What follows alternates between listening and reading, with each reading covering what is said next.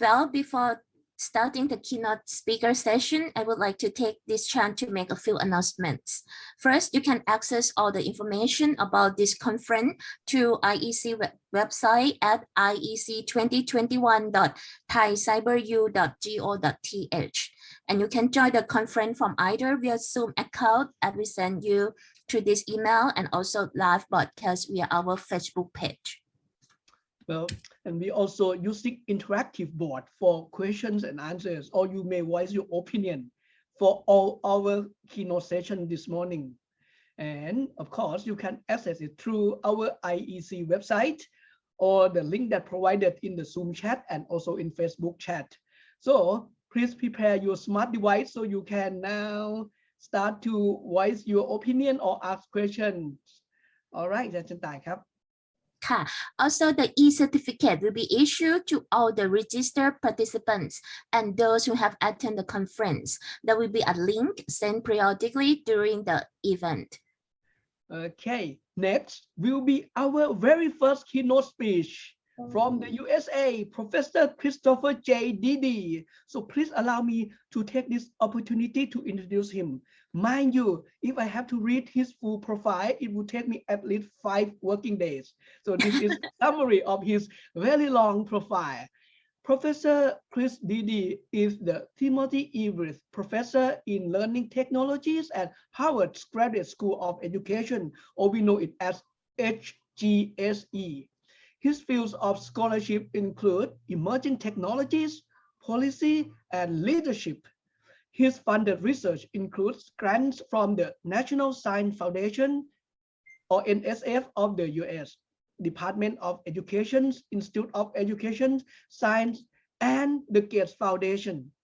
From the year 2001 to 2004, he was the chair of the HGSE Department of Teaching and Learning. In 2020, he co-founded the very famous Silver Lining for Learning initiatives. He is currently a member of OECD 2030 Scientific Committee and an advisor to the Alliance for the Future of Digital Learning.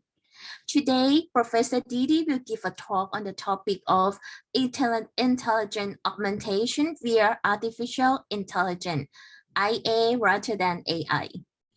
Well, ladies and gentlemen, please give a very warm welcome to our keynote speaker, Professor Chris Dede. Well, thank you. Thank you so much for inviting me to share ideas today. One of my areas of expertise is artificial intelligence, and I'm going to share some of the things that are happening in artificial intelligence that I think have huge implications for education. So I'll bring up my slides. We're all familiar with AI, artificial intelligence. So what is IA and why does it matter to education? One of the things we know is that machines are gradually doing more and more of human jobs. And there's nothing new about this. In the agricultural revolution, we saw many machines take over the tasks that farmers would do. In the industrial revolution, we saw machines take over the tasks that factory workers would do. And now we see artificial intelligence-based devices assuming some of the roles that service workers do, and even roles that intelligence workers do. And this is different than we've seen in the past, because in the past, machines have primarily done things that people's bodies were doing, not so much things that people's minds were doing. Now, if you listen to the media, that says, well, we're going to lose a lot of jobs, and you'll see jobs that used to be done by people, done by machines. That is true, but only for a few jobs. So it's a minor trend. The major trend that I want to talk about is not so much discussed by the media, and that is that for many jobs, for most jobs, during the time that our students will be in the workforce, they will be working with partners that are artificial intelligence devices. So some of the job will be done by a person, and some of the job will be done by an AI. And that is unique in human history. We've seen machines take over jobs, but not so much take over the human mindful part of work. Now, science fiction for a long time has dealt with this theme and anticipated this. Some of you may be fans of Star Trek: The Next Generation. If you are, you may recognize Captain Picard of the Starship Enterprise and Dede, who is an android. He looks like a person, but he is a machine. And they have this kind of partnership between an artificial intelligence, Dede, and a human being, Captain Picard. And the two of them working together can do things that neither one could on their own. This is, as I said, a theme that's been around for a long time. If you're as old as I am, you may remember 2001: A Space Odyssey and the HAL 9000 computer. If Captain Picard is a little too ancient for you, you can think about Tony Stark and Iron Man and his computer partner, Jarvis. So the idea of people and machines working together is one that's been around for a long time that science fiction has explored. But what is it really about? Well, intelligence augmentation is what happens when machines change the division of labor for intellectual work. And because intelligence involves complementary roles called judgment and reckoning, artificial intelligence has the chance to do something that it can do well, which is the reckoning part of intelligence. Professor And that Dede, frees people. Apologies to interrupt you, Professor Dede. Yes. It seems like your slide is still at slide number 1.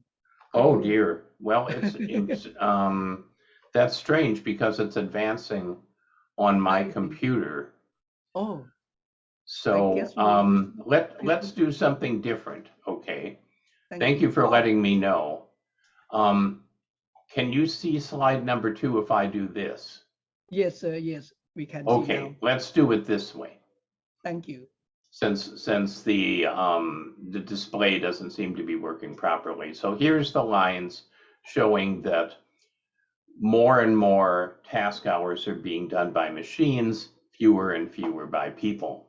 Here's the graph that shows that while a small number of jobs are completely taken over by machines, more of what's happening is that machines are partnering with human beings.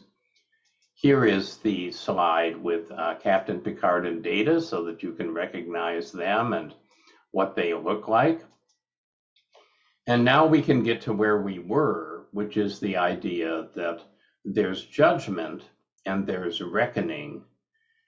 The role of artificial intelligence in work is reckoning, and that frees people to focus on judgment. And when this works well, when the machines do their part and the humans are prepared to do their part, then what results is intelligence augmentation, where the partnership can do more than humans have ever been able to do, or artificial intelligence has ever been able to do.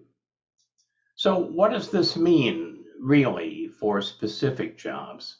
Well, let's talk about my job. I'm a university professor, and as such, I'm a teacher. Now, artificial intelligence devices are being developed to take over part of my role as a teacher. And I work with the team of faculty members that is doing this. They're developing content tutors so that for parts of what's taught, where many students struggle even after the teacher does a lot of group work, then the content tutors can work with individuals to help them, support them in their learning.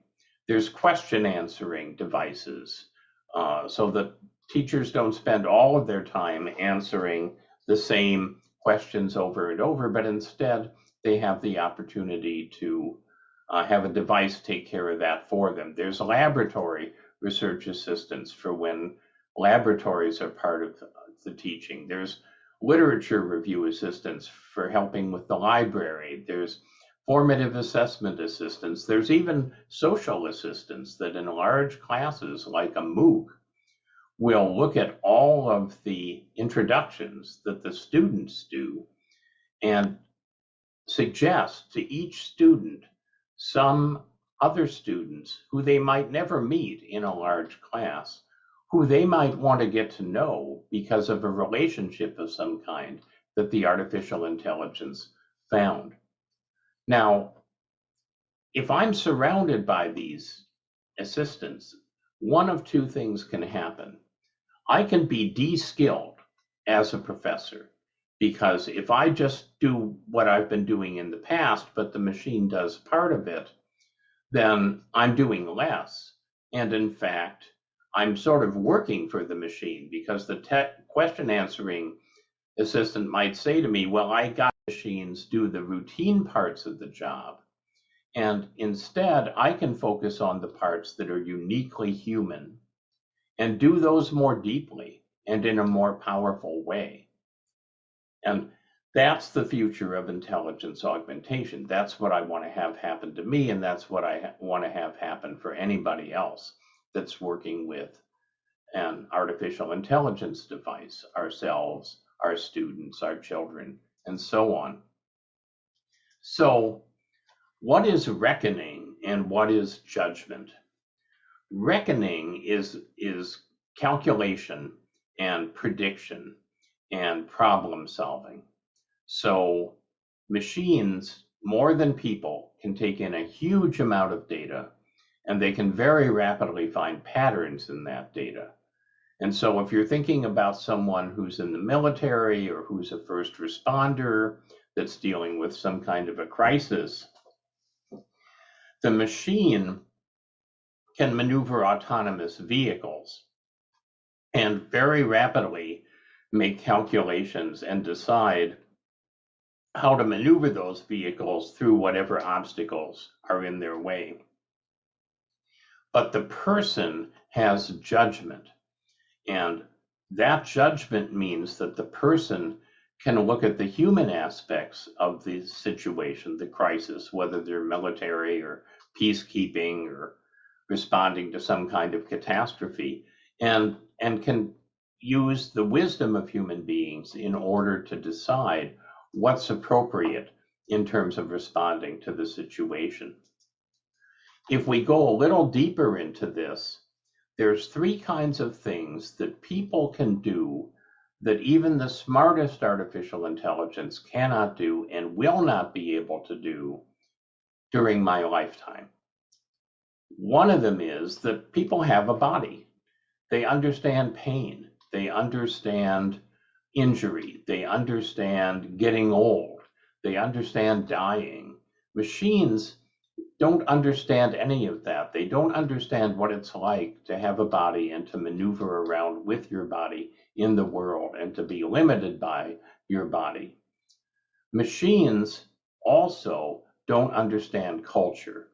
Every human being is brought up in some kind of culture, and in today's global world, many of us come into contact with other cultures than the ones that we were brought up in. Machines have no kind of cultural understanding, and so they're baffled by the kinds of things that happen when two different cultures interact, or when you're trying to do something within your own culture. And finally, people are born with a spiritual sense, an ethical sense, a moral sense. Some people don't choose to act on that, but people are born with that. And machines have no morals, no ethics, no spiritual commitments of any kind. And so they don't understand that part of life. So judgment means that you're able to make good decisions, knowing about the parts of situations that involve having a body having culture, and interacting with spiritual and ethical values. One example of this would be if you're a cancer specialist as a doctor, and you're working with an artificial intelligence that's very good at scanning the medical literature, coming up with the latest treatments, evaluating the diagnostic information on the patient, making a prediction about how long they might live given different treatments. But as the human expert, you understand that that patient has a culture that determines how they might feel about illness and death, that they may have spiritual or moral beliefs that affect illness and death, that they have a body and that bodies can experience pain and other kinds of human emotions. And so the doctor can make the informed decisions guided by the kinds of calculations that the machine is doing. Oh, Professor Dede, sir, sorry Yes. to interrupt you again. The slide is still at the number 2. Oh dear. Well, I'm not quite sure. You're not seeing the slides advance. Yes, sir. Could you please try this one for me, sir? Could you click on slideshow on the top of the screen at the menu bar? You know, I did that originally, and they were advancing through this. So I'll can you see the slides advancing now? No, not yet, sir. No, still at the Okay. slide number Well, 2. let's just not worry about the slides. So let me just talk you through this, and I'm happy to supply the slides to be used later. Oh, that would be great. Thank you so much. So what is the big issue here in terms of education? The issue is that what we're doing is teaching students reckoning rather than judgment.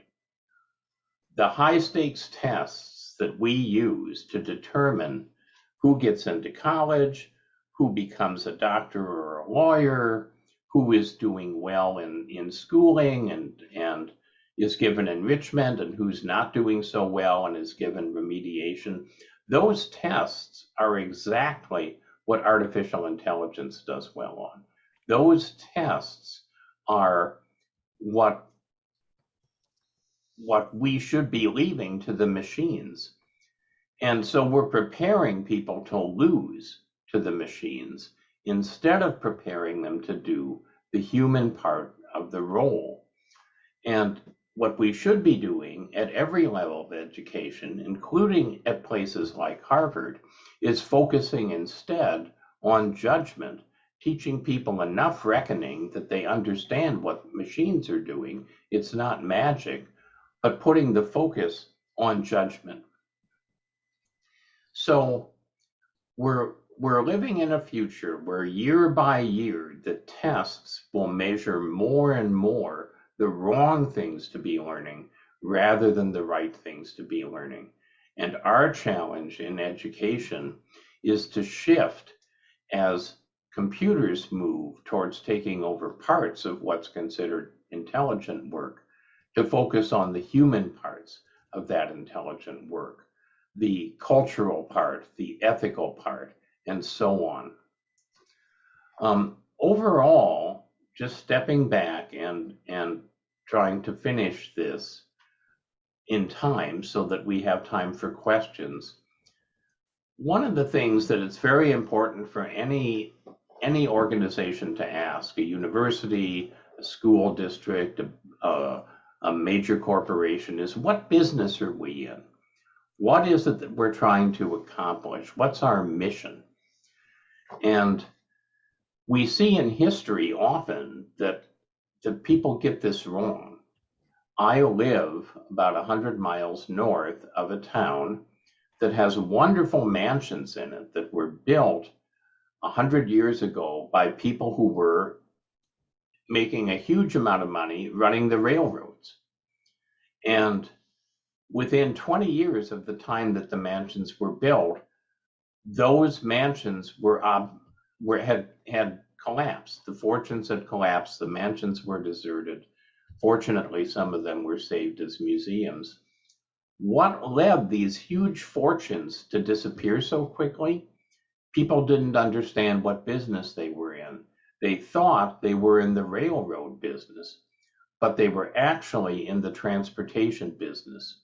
And the automobile and the airplane hammered the railroads. So what business are we in today? We are no longer in the education business. We're not in the schooling business, the class business, the degree business, the classroom business. We're in the lifelong learning business. Because the world is changing so quickly that we need to be helping people every single day of their lives to look around them, to understand what's happening, to respond to it as only human beings can respond, and to keep learning. And unless we shift what we're doing to be in the lifelong learning business, we're not going to have a good future in terms of where artificial intelligence is going. So I'm sorry that we had the technical difficulty with the slides. I'm happy to make the slide deck available, but I hope that you were able to get the sense of the kind of argument that I wanted to make, whether or not you were able to see the slides. And thank you for listening to these ideas.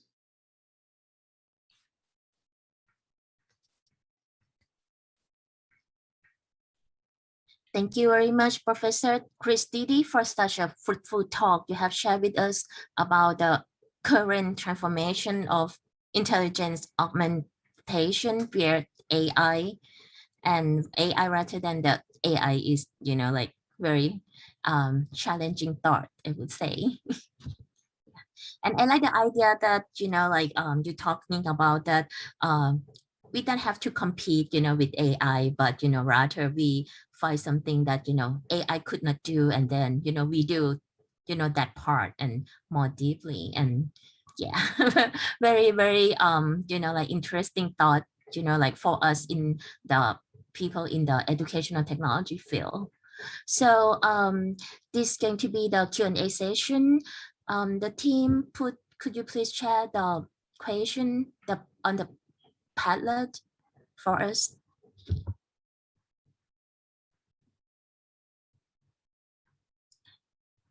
Wow, there are lots of questions. Professor, may I ask? Okay.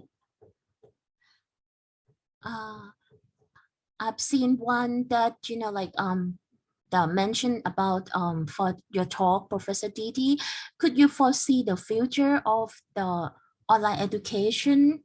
What would be the future that, like maybe after, like this pandemic, how would it be like? Could you please share this with us? Too often people think that online education is just a not very good form of face-to-face education. And I know in the United States, many people are longing for a return to face-to-face and abandoning a lot of what has been happening with online learning. But online learning is different than face-to-face education. It's like having an apple and an orange. If face-to-face education is an orange, you can say, well, the apple isn't this pretty color. And the apple doesn't have the flavor that this orange has. But on the other hand, with an apple, you can make apple pies and you can make other kinds of apple desserts. And it has its own strengths. So the idea of hybrid learning that's partly face-to-face and partly online is like the idea of humans and AI working together, where the complementarity between the two is what's powerful. In particular, online learning makes it much easier to collect really detailed data about what's happening with students. And that data can help us to personalize learning in a way that is very difficult to do face-to-face, where the teacher does not have the opportunity of collecting as rich an amount of data as is happening So I think that what we will see as people move more and more to online work and work across distance is that education, even people who are reluctant, will have to move more and more to online learning, and they will start to recognize the strengths that online learning has that face-to-face learning does not. But the question was also about MOOCs, and I think that the range of quality in MOOCs is very large.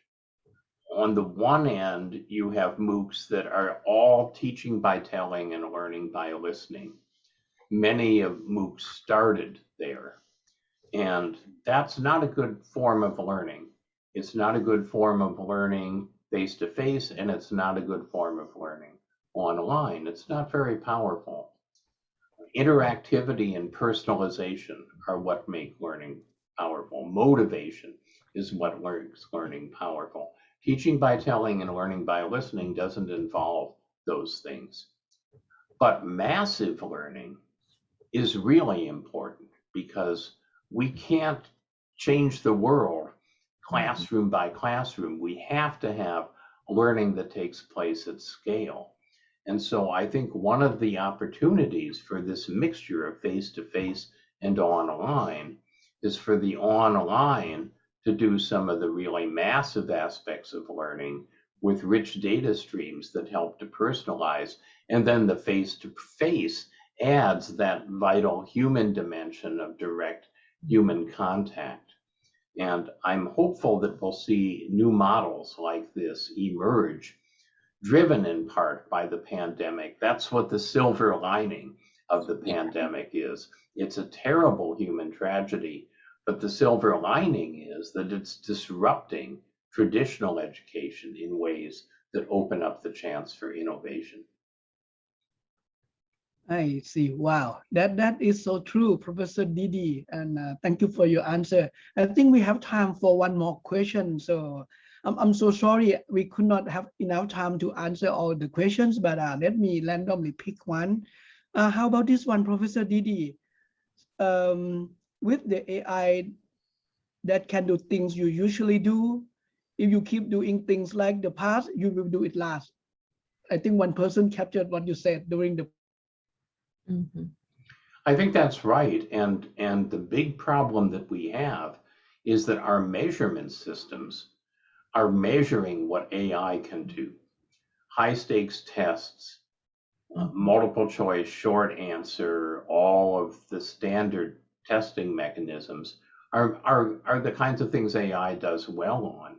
And instead, we need to have performance-based assessments in which students are confronted with ethical challenges or challenges in terms of bridging cultural gaps and issues, and are prepared to do that. It's harder to measure, but it's the part of education that we need to stress. If you drop your keys in a dark alley, you can see better under the streetlight, but you'll never find your keys. And that's where we are right now with high stakes testing. I see. So the follow-up question is, when do you think AI will finally replace teacher or professor, or any type of disciplines are at risk? I would say never. Now, Never. you could invite people from the AI community who would come on and say, well, I think they will, and they're going to do it in 5 years or 10 years or 30 years or 50 years. But I would say never, because AI is never going to have a body that is like a human body. It's never going to have an innate moral and ethical sense. It's never going to understand culture. And if I had to interact with, if my boss was someone who didn't understand any of those things, I would be in real trouble. So I'm very much of the belief that there is an important human part that AI can never capture, but I worry that we're not developing that part in our educational system. which is a very risky thing for us to do. Wow. Okay, at least we know right now we are still safe. Yes, definitely. Ooh. And you show us very different perspective. I mean, point of view that, make us feel so good in this profession, really, like, that human skill, the interaction, that we can have in our class, the personalized learning, that thing. I mean, very, very impressive with the thought. Thank you so much. You just Thank made, you for inviting me. Thank you very much for inviting me. So would you like to maybe say, last thought piece before going to bed at your time? Yeah, I am going to go to bed soon. It is late for me. I have a human, but I'm not an AI that can stay up all the time and never sleep. I think that right now, the single most important role in all of society is teaching, because we're facing a huge, huge change in what's happening in our society. And the book that I co-edited that talked about this change was written before the pandemic. So it didn't even include the pandemic in the list of changes, not meeting the UN sustainability goals, climate change, the advance of technologies like AI that disrupt human work. These are all things that our children will face, our students will face, and to some extent, we will face. And education is our only mechanism of dealing with that. Lifelong learning is the only thing we can do that's going to help us to come out on the right side of that. So what you do is really, really important. And the role of technology is not to replace people. The role of technology is to help amplify and augment what we do as people. So that's my closing thought. Wow. Thank you so very much, Professor Dede, for, you sharing such a very fruitful thought with us this morning, our time, and at your time in the evening. So we thank you so very much and hope you have a great night, and hope to see you in person next year. Thank you very much, Professor. Here next year. Thank you so much. Have a good night and see you next time.